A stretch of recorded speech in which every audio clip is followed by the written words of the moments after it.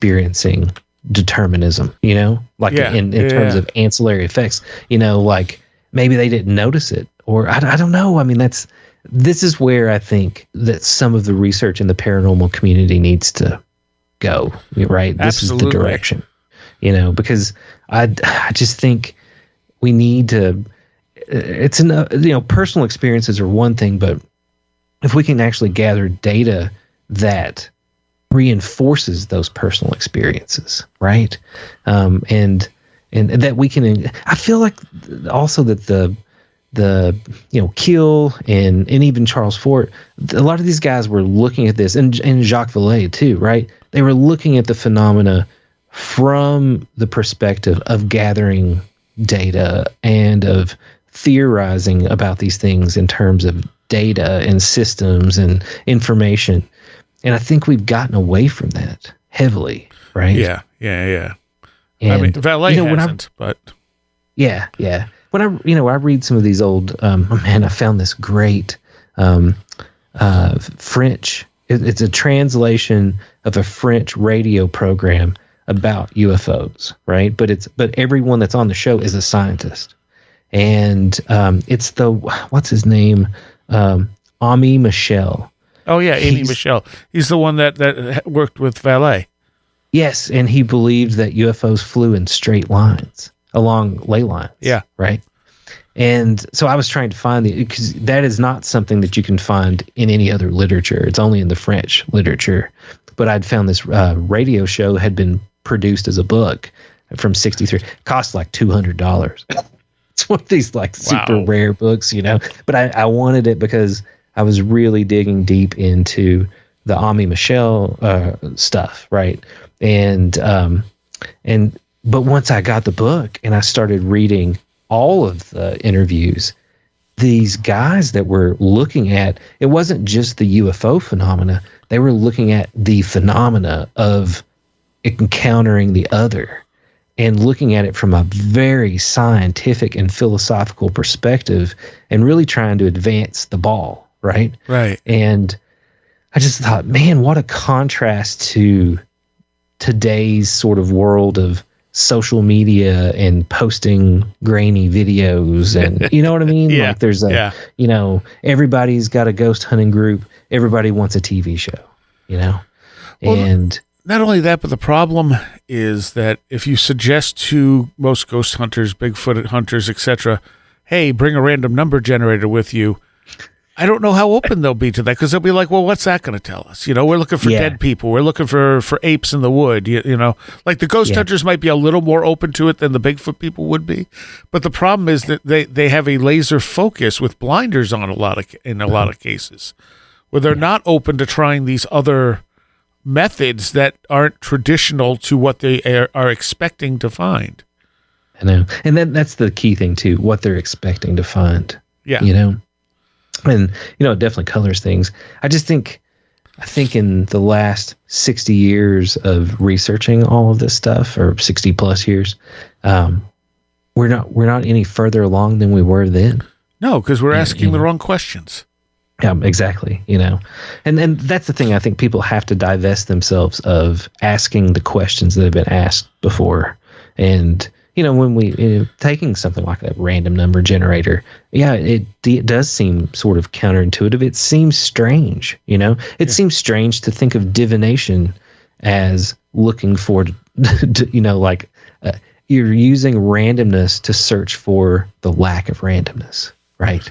Yeah. You know, in a way, it's like you're looking for the decrease of randomness in a random shuffle, and that's where you know it's actually deterministic. You know, something's having an effect, and I think that's hard for a lot of diviners or even magicians to wrap their brains around, right?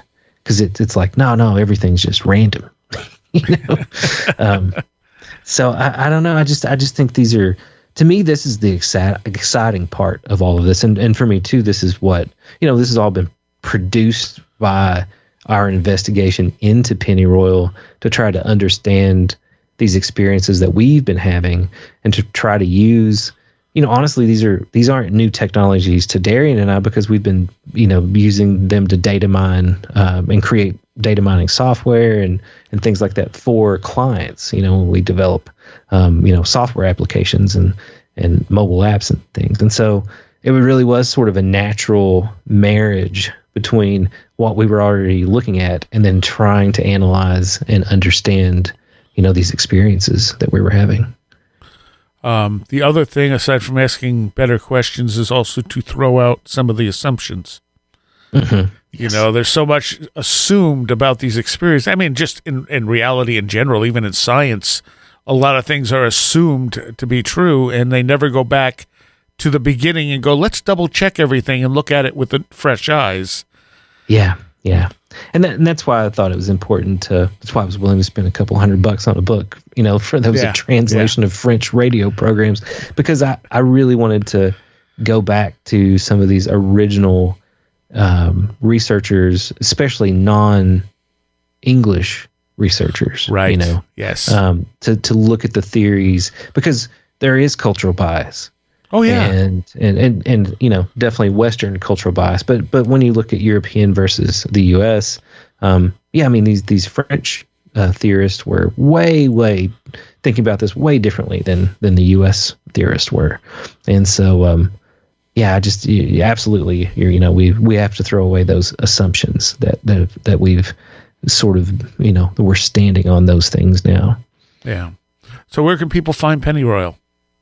So Pennyroyal is on all the major podcast platforms and Spotify, Apple Podcasts.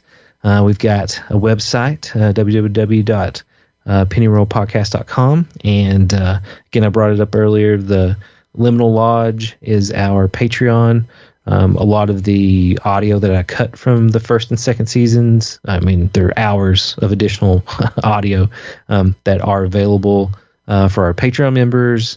If anyone's interested in helping us with the research, the story hasn't stopped. It's really what I could fit into the first season than what I could fit in the second season. But the research is ongoing. We always are excited to have more people help us look at this and help us data mine all this stuff and try to understand it. And if anybody has an experience that they'd like to share with us, I love hearing stories, and a lot of times end up finding some pretty insane synchronicities and personal connections with stories that I receive. So, we're always open to talking to anybody.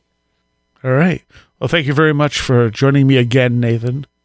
Oh, thanks for having me on the show, man. I love talking to you about all this stuff. So, and definitely third season, man, we're going to have you on Pennyroyal. So I want to take a moment here to thank all of my Patreons. Without you, this show wouldn't be possible.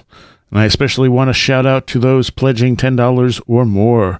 Allison Cook, Super Inframan, 36 Dingo, Chuck Shutters, Leanne Sherry, CJ, Tim, Andrew Nichols, Matthew Sproul, Christine, a blue second-gen MR2 drifting around a Japanese mountain, Patricia Giaquinta, Alex Whitcomb, American Rambler, Andrew Maines, Barbara Fisher, Beverly Williamson, Big Boy Limina, Charles Davis, Charles in Florida, land of the crazy and communicable, Christopher Ernst, Craig Cicernos, Craig Parmenter, Crystal Ann Compton, Diane B., Duffy Dowder, Edu Camahort, Empty K, Eric Citron, Eric Todd, J. Otto Bullitt, James Lattimore, Joanna Rojas, John Bracken, Carla Mahoney, Kevin Schreck, Cool Kitty, Kristen L., Laser Printer Jam, Linz Jackson K., Luke Osborne, MJ Armstrong, Jim and Sophie, Mark Bowley, Mark Brady, Matt in Delaware, Patricia W., Paul Jeffries, Ray Benedetto, Riker and Stark,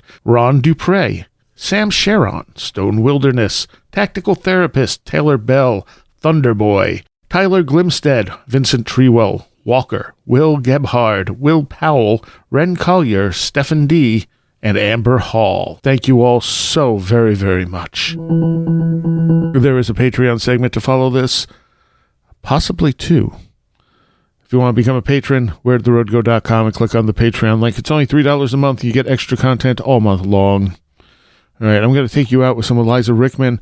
And I've mentioned this before, but Eliza is dealing with very severe Lyme disease. If you want to help her out, she does have a Patreon, and I think that's also just $3, and it helps her kind of deal with all the stuff she's dealing with now. So if you would all like her music, maybe consider buying it or throwing her some Patreon money to help her out. I'm sure she would very much appreciate it. It sounds like a very awful, awful time and thing to be going through. So this is Maker of My Sorrow from Eliza Rickman, and I'll see you next time.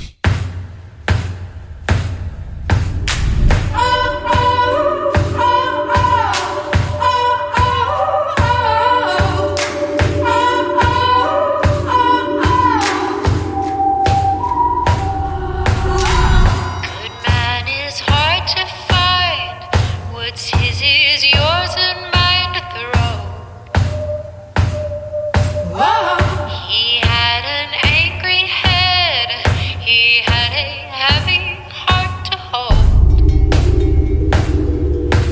Poison in the spring with an orchid in his hand and a shadow on his side.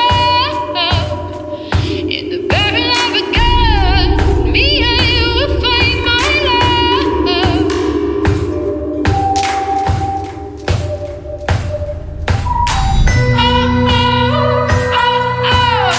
Lord knows where did he go?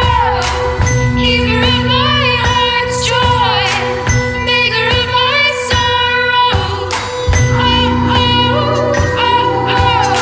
Lord knows where did he go? Keeper of my heart's joy, maker of my sorrow.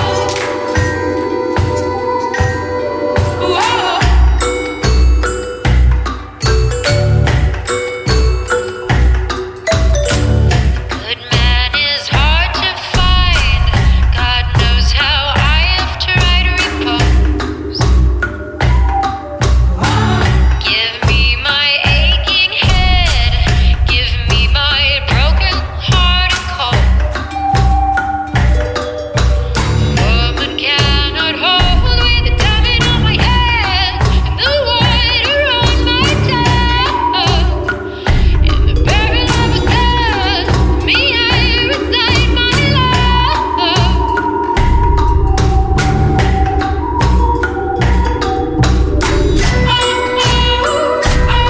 Lord knows where did he go? Keeper of my heart's joy, maker of my sorrow. Lord knows where did he go? Keeper of my heart's joy, maker of my sorrow. Dealer of my heavy hand, healer of my wounded heart. Lord knows where did he go? Lord knows where did he go? Lord knows where did he go? Lord knows where did he go? Lord knows where did he go? Whoa.